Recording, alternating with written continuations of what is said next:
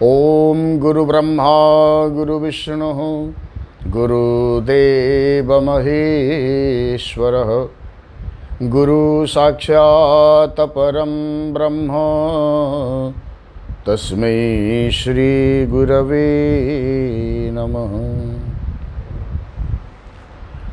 परिवार तीर्थ अनंत धामर श्री धामेश्वर विग्रह भगवान क्षीराब्दी साई अनंत सुंदरंकर अभय चरण तले मंच उपरु सेवक मानसरे शतकोटी दंडवत प्रणाम समर्पण करुछि। ए पवित्र धामर नियामक पुरुष परम पूज्य सद्गुरुदेव परमहंस श्रीमद बाबा बलियांकर अभय चरण तले भक्तिपूत प्रणति निवेदन करुछि। बलिया विचार ए कार्यक्रम को आपण मानक स्वागत करुछि। आजिर बलिया विचार रे आम पई जो मार्गदर्शन रही पाठ करिबा तापर आलोचना करिबा। सत्य ही जीवनर वास्तव अलंकार। सत्य अलंकार रे सज्जित कर जीवन को परम सत्य स्वरूप निश्चित अनुभूत हेबे। ए कथाटी गोटे साधनमय जीवन पाई एवं उभय संसारी एवं सन्यास जी जो मार्ग रे थांतु ना कहीं ये उभय मार्ग को अवलंबन करिथिबा प्रतिटी मनुष्य पाई ये कथार यथार्थ बोध रही। जीवन को आमे अनेक अलंकार रे सज्जित करिबा। विभिन्न सुगुण हो बा दुर्गुण हो ये सब हूँ जीवन पाई गोटे गोटे अलंकार। कहीं ना सेया को नहीं करी आमे बंचीचे। धरतु जड़े संगीतज्ञ से संगीत कला को जीवन में आश्रय करिछि। धरतु जड़े वाद्य विशारद किए क्यों वाद्यर विशारद ता जीवन पाई से वाद्यर जो वादन जो शैली एवं तार जो धारा ये हूँ जीवन मध्य एक अलंकार स्वरूप। ठीक से भाव में जड़े नृत्यविद बा जड़े साहित्यिक बा जड़े चिकित्सकर चिकित्सा एवं जड़े सैनिकर तार सुरक्षार कार्य ये सबू कथा हूँ जीवन अर्थात जी जो अवस्थार कर्मीटीए से कर्मटा ही हूँ कौन ना ता जीवन एक वास्तव अलंकार जहाँ को नहीं तार जीवनटा सुसज्ज अलंकार कौन अलंक्रियते अनेन इति अलंकार माने जहाँ द्वारा जीवनटा अलंकृत हुए सौंदर्य विमंडित हुए ता ना हूँ अलंकार। आम साधारण रे रहिले जहाँ किंतु अलंकारटे परिधान कले ताहा अधिक सौंदर्य वृद्धि कराए। तेणु साधारण मनीष भितर किछि स्वतंत्रता जहाँ रही थाए ताहा हूँ जीवन पाई अलंकार। तेबे ये सबु भितर मुख्य कथाटा कौन ताहा ही हूँ आज आलोच्य। सत्य ही जीवनर वास्तव अलंकार। आमे समाजर बड़दाण्ड रे भिन्न भिन्न सुगुण को बा भिन्न भिन्न दुर्गुण को अनेक अभ्यास बोध को ये सब को जीवन सहित आम जोड़ी गोटे अलंकार रूप दौ अर्थात जहाँ को नहीं आमर जीवन धारा आगू को चले। किंतु गुरुदेवंकर मार्गदर्शन होउची आमे ये सबु भितर भी जड़े चिकित्सक हो पारे जड़े अध्यापक हो पारे जड़े शिक्षक हो पारे जड़े कृषक हो पारे जड़े व्यवसायी हो पारे जी जो स्तर कर्मी होना कहीं जी जो कर्मक्षेत्र मनीष होना कहीं आमे किंतु प्रतिटी क्षेत्र मनीष यह भूली जावा नहीं। आमे जहाँ को आश्रय करके आमर वृत्ति करुचे कर्म करुचे आमर आग्रह रखीचे ये सब अंतराल रे वास्तव अलंकार हूँ कौन ना सत्य। सत्य ही जीवनर वास्तव अलंकार। जदि आमे सत्य भावना आमे दूरे गले बा असत आड़ को बा असत पंथा असत विचारधारा असत कर्म असत भावना सहित असत संग सहित आमे जदि जीवन जोड़ी है ताले सत भावना बा सत संग बा उत्तम मनीषर संग बा उत्तम विचार बोध आम जीवन में स्थानित हो पारिबो नाही। कहीं देखंतु भागवत आउ गीता ये उभय परस्पर परिपूरक। गुरुदेवों भाषा रे भगवत गीता अनुशासनमय शब्दावली से शास्त्रीय निर्यास से पिता परि आदेश देइचंती किंतु भागवत माँ परि बुझेइचंती। आमर ओडिया भागवत कहा गले যে নিত্য সাধু সঙ্গ করে সর্বকুসঙ্গ দোষ হরে। পুଣି ଅନ୍ୟତ୍ର କହିଲେ ଉତ୍ତମ ସଙ୍ଗେ ସଙ୍ଗ ଯାର ସେ କରେ ଉତ୍ତମ ବ୍ୟବହାର ହୀନ ସଙ୍ଗତେ ହୀନ ଗତି ହସି କହନ୍ତି ଯଦୁପତି। ଭାଗବତର ସାବଳୀଳ ଭାଷା, ଏତେ ସାବଳୀଳ ଢଙ୍ଗରେ ଏତେ ସରଳ ଶବ୍ଦାବଳୀ ଭିତରେ ଶାସ୍ତ୍ରୀୟ ନିର୍ଯାସକୁ ପରିପ୍ରକାଶ କରିବାରେ ଓଡ଼ିଆ ଭାଗବତଙ୍କ ଠାରୁ କେହି ଅଧିକ ଆଗକୁ ଯାଇପାରିବେ ନାହିଁ। ତେବେ ଆମ ଜୀବନର ସଙ୍ଗ ଯଦି ଅସଙ୍ଗ ମାନେ ଅସତ ସଙ୍ଗ ହେଲା, ଭୁଲ ମଣିଷର ସଙ୍ଗ ହେଲା, ତାହେଲେ ଜୀବନ ଭିତରେ ଭଲ କଥା ସ୍ଥାନିତ ହେବା ବହୁ କଷ୍ଟକର। ବେଳେବେଳେ ମନରେ ଆସେ ଆମେ ଯେଉଁ ପ୍ରକାର କର୍ମୀ ହେଉନା କାହିଁକି ସତକୁ ଆଶ୍ରୟ କରୁ, ଅସତକୁ ଆଶ୍ରୟ କରୁ, ମାନେ ସଂସାରରେ ଆମକୁ ଗୋଟେ ଯଶ କୀର୍ତ୍ତିମୟ ଜୀବନ ରୂପରେ ବା ଆମକୁ ସମସ୍ତ ଲୋକ ଜାଣନ୍ତୁ ବା ଆମର ସ୍ୱାଭିମାନ ତ ସେଠି ପ୍ରଶ୍ନ ଆସୁନି ଯେ ଆମକୁ ଲୋକେ ସ୍ୱତନ୍ତ୍ର ଭାବରେ ଜାଣନ୍ତୁ, ଏହି ବିଚାରଧାରା ନେଇ ଆଜି ବି ଅନେକ ଲୋକ ବଞ୍ଚି ରହିଛନ୍ତି। ତାହା ସ୍ୱାଗତ ଯୋଗ୍ୟ, କିଛି ମନା ନାହିଁ। ସଂସାର ବଡ଼ଦାଣ୍ଡରେ ମୁଁ ଜଣେ ଭଲ ମଣିଷର ବା ଉତ୍ତମ ମଣିଷର ବା ସ୍ୱତନ୍ତ୍ର କିଛି ଗୁଣ କଳା କୌଶଳର ମଣିଷ ଭାବରେ ପ୍ରତିଷ୍ଠିତ ହେବା କିଛି ଖରାପ କଥା ନୁହେଁ। କିନ୍ତୁ ଭୁଲ ସେତିକି ବେଳେ ହୁଏ ଆମ ଜୀବନ ଯେତେବେଳେ ସତ୍ୟରୁ ଦୂରେଇ ଆସେ, ସତ ପଥରୁ ଦୂରେଇ ଆସେ।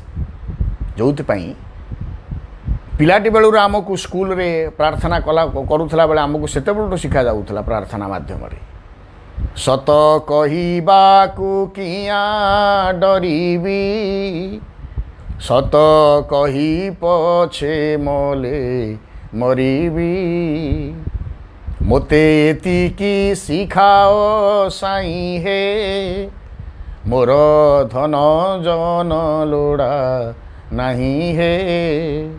ପିଲାଟି ଦିନରୁ ସତ୍ୟ ଅଳଙ୍କାରରେ ଜୀବନ ଭୂଷିତ ହେଉ ବୋଲି ଶିକ୍ଷା ଦିଆଯାଉଥିଲା। ସତ କହି ପଛେ ମୁଁ ସଂସାରରେ ମରେ, କିନ୍ତୁ ଅସତକୁ ମୁଁ ଆଶ୍ରୟ ନ କରେ। ଏହା ଥିଲା ଭାରତୀୟ ପରମ୍ପରା, ଭାରତୀୟ ସଂସ୍କୃତିର ମୌଳିକ ଉତ୍ସ, ମୌଳିକ ବିଚାରଧାରା, ଯାହା ଆଜି ଅସ୍ତମିତ। ଏ ସେବକ ଦୃଢ଼ତାର ସହିତ କହିବ ତାହା ଅସ୍ତମିତ ହେବାକୁ ବସିଲାଣି। ଇଏ ପବିତ୍ର କଥାକୁ ଶୁଣୁଥିବା ବା ଇଏ ପବିତ୍ର କଥାକୁ ଯେଉଁମାନେ ପରବର୍ତ୍ତୀ ସମୟରେ ଶୁଣିବେ କି ଚର୍ଚ୍ଚା କରିବେ, ଆପଣମାନେ ଆମେ ନିଜକୁ ଗୋଟିଏ ମୁହୂର୍ତ୍ତ ପାଇଁ ଭାବିବା, ମୁଁ 24 ଘଣ୍ଟା ଭିତରେ, ଗତକାଲିର 24 ଘଣ୍ଟା ଭିତରେ ସତ୍ୟକୁ ଆଶ୍ରୟ କରି ସତ କଥା କରିଛି, ସତ କାମ ସତ ବିଚାର କେତେ ସମୟ କରିଛି, ଆଉ ଅସତ ବୁଦ୍ଧି ବା ଅସତ କଥାକୁ ଆଶ୍ରୟ କରି ଅସତ ବିଚାର ବୋଧ ମୋ ଭିତରେ କେତେ ସ୍ଥାନିତ ହେଇଛି। ଯଦି ତୁଳନାତ୍ମକ ଢଙ୍ଗରେ ଆପଣ ଦେଖିବେ ଆପଣଙ୍କର ଜୀବନର ଚର୍ଯ୍ୟା, ଜୀବନର ଶୈଳୀକୁ, ଜୀବନର କର୍ମକ୍ଷେତ୍ରକୁ ଅସତ ଭାବଧାରା ବା ଅସତ ଚିନ୍ତନ, ଅସତ ଶୈଳୀ ଅଧିକ ଗ୍ରାସ କରିଛି, କୁଳାଗ୍ରତ କରିଛି, ତାହେଲେ ମୋ ଜୀବନଟା ଯଦି ପରମ ସତ୍ୟଙ୍କୁ ଉପଲବ୍ଧି କରିବା ପାଇଁ ପ୍ରଚେଷ୍ଟିତ ହୁଏ, ହେଇପାରିବ ତ? କାରଣ ସେଇ ଭାଗବତରେ କୁହାଗଲେ ବଚନ ମଧ୍ୟେ ସତ୍ୟବାଣୀ, ନିର୍ଲୋଭ ପର ଧନ ଜାଣି। ତେଣୁ ମୋ ବଚନରେ ସତ୍ୟତା ଜମା ନାହିଁ। କେବଳ କଥାକରେ ମୁଁ ଦିନମାନରେ ଯଦି 1000 ପଦ କଥା କହିଛି, ତା ଦ୍ୱାରା 800 ଧାଡ଼ି ହେଉଛି ମିଛ। ତାହେଲେ ମୁଁ ଏଇ 800 ଧାଡ଼ି ମିଛ କହୁଥିବା ମଣିଷଟା ଓ ଆଖି ତରଟା ମାରିକି ଆଖି ବନ୍ଦ କରିକି ଈଶ୍ୱରଙ୍କୁ ବହୁତ ଧ୍ୟାନ କଲି, ଈଶ୍ୱର ଦର୍ଶନ ଦେବେ ତ? ଈଶ୍ୱର ବା ମୋ ଭିତରେ ଅଛନ୍ତି। ଈଶ୍ୱର ମୋ ଭିତରେ ଥାଇ ତାଙ୍କୁ କ'ଣ ଜ୍ଞାତ ହେଉନି କି? ମୁଁ ସତ କହୁଛି କେତେ, ମିଛ କହୁଛି କେତେ, ମୋ ଭିତରେ ସୁବୁଦ୍ଧି କେତେ, ଦୁର୍ବୁଦ୍ଧି କେତେ, ଅନ୍ୟକୁ ଅନିଷ୍ଟ କରିବାର ଭାବନା କେତେ, ଅନ୍ୟର ମଙ୍ଗଳ କରିବାର ଭାବନା କେତେ। ମୁଁ ମୁହଁରେ ଯାହା କହୁଛି ହୃଦୟରେ ସେୟା ଭାବୁଛି କି ନା, ଈଶ୍ୱର ଜାଣୁନାହାନ୍ତି କି? ସେଇ ବର୍ଣ୍ଣବୋଧକୁ ପୁଣି ଫେରେଇବି। ସେଇ ବର୍ଣ୍ଣବୋଧରେ ଆମକୁ ପିଲାଦିନେ ଶିକ୍ଷା ଦିଆଯାଇଥିଲା, ଯାହା ମୁଁ କହଇ, ଯାହା ମୁଁ କରଇ, ଯାହା ମୁଁ ଇଚ୍ଛଇ ମନେ, ଜଗତର କର୍ତ୍ତା ପରମ ଈଶ୍ୱର, ଜାଣୁଛନ୍ତି ପ୍ରତିକ୍ଷଣେ। ଜଗତର କର୍ତ୍ତା ପରମ ଈଶ୍ୱର ଜାଣୁଛନ୍ତି ପ୍ରତିକ୍ଷଣେ, ପ୍ରତିଟି ମୁହୂର୍ତ୍ତରେ ତାଙ୍କୁ ଜଣାଉଛି କ'ଣ ମୁଁ କରୁଛି, କ'ଣ ମୁଁ କରିବି, କ'ଣ ଭାବୁଛି, କ'ଣ କରିସାରିଲେଣି, ଏ ସବୁ କଥା ତାଙ୍କୁ ଜଣା। ତେଣୁ ଗୁରୁଦେବ ଏଠି ଗୁରୁତ୍ୱ ଦେଲେ ସେଇ କଥାକୁ, मो जीवन वास्तव अलंकार हूँ सत्य। सत्य अलंकार को सत्य अलंकार रे जीवन को सज्जित कर। जदि सत विचारधारा, सत वाक्य, सत वचन बा सत विचारबोध, सत मनुष्यर संग, जीवन जदि सत शास्त्र अध्ययन आकु सब जदि लाभ करनी, तेबे परम सत्य स्वरूप अनुभूत आम हो पार कौन हो। परम सत्य स्वरूप सेति बेले अनुभूत हम जिते सत्य रूपी अलंकार आम जीवन को अलंकृत कर। सत्य रूपी अलंकार रे जीवन जिते बड़े सजे ही जाए, परम सत्य स्वरूप इष्ट इष्ट जो इष्ट स्वरूप सेठी कौन होती ना जाग्रत हुंती। जाग्रत हुंती आम भितर से जाग्रत अछंती, किंतु आमर तांकर जो सत्ता जहाँ को आम चैतन्य सत्ता बोली कहूँ, चेतन। कारण देखंतु पाठ पढ़ी ज्ञानी हवा आउ अंतर भीतर जो ज्ञान सृष्टि होई चेतनशील हवा, ये दुईटा एक बहुत फरक। आमे पाठ पढ़ी पाठुआ लोकटा को चेतनशील मनीष बोली कहि परिबा नाही, केतेबेले भी कहि परिबानी। कारण चेतना अलगा, ज्ञान अलगा, पाठ अलगा। किपरि आपन को बोध होउछ ना एटा एका कथा। ज्ञानी से जा भीतर चेतना अछि से ज्ञानी ना। आमे ज्ञानी से कहवा जी पाठ धर किसी पढ़ी जानी मुखस्थ करी से विषय अवगत अच्छी, आम ताकू तो पाठुआ बा ज्ञानी कहूचे, भल कथा। किंतु चेतन सी नुह। उदाहरण, सिगारेट खोल उपर लिखागला smoking is injurious to health. जो लोकटी सिगारेट किणी सिगारेट टाणुची ताकू पचार, भाई ये जो खोल उपर लिखा जाइए ता अर्थटे आप बुझीपार्थ कि? से निश्चित कह हाँ, कारण बर्तमान तो बीए एमए पास समस्ते, कई तो लोग माने अंडर ग्रेजुएट कई ना, ताहले से मनीषटा जदि अर्थ करि पारुची smoking is injurious to health, धूमपान स्वास्थ्य पक्षरे हानिकारक जदि से अर्थ करि पारिची बा जानिची, तापर पुणी सिगारेट किनी टाणुची, ताले से मनीषटी को आमे कौन कहबा? आमे कौन ताकू मूर्ख बोली कहबा कि? कहि परिबानी। कारण पाठ पढ़ी सर्टिफिकेट ता पाखे अच्छी, योग्यता अच्छी बोली सर्टिफिकेट अच्छी। से संसार बड़दाण्डर तथाकथित ज्ञानी मनीषटी हो पारे, बुद्धिया माने आमे जहाँ को कहे पाठुआ मनीष हो पारे, चेतनशील नुह। कारण चेतनशील होते से सिगारेट टाणी सिगारेट टाणता नहीं। मु युवबंधु मान उद्देश्य कहबी, बहुत पाठ पढ़ी, गुटुका खोल उपर गुटुका को खाइबा पूर्वरु ता खोल उपर कौन लिखाई कौन देखिना कि केतेबेले देखिच? Chewing of tobacco is injurious to health, chewing of tobacco is reason of cancer लिखा हो।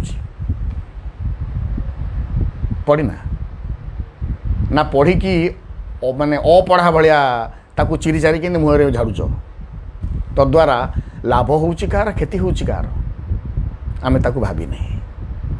आमे सांग मेल बा बदभ्यास आमे गुटुका खाऊचु, कौन जरदा खाऊचु, कौन कौन सब कड़ा कड़ा सब आजिकल सब मसला बाहर ताकू से प्रकार पान सब कौन पड़ी ताकू भी खाइलुणु, मद्यपान कलुणु, गंजेई खाऊचे, आउर सब कौन केते प्रकार सब बाहर से मु ठीक से कहि पारुनी, सब कौन हटा ब्राउन सुगार गोटे कौन बाहर एमती कौन सब केते कत कथा सब कौन बाहर।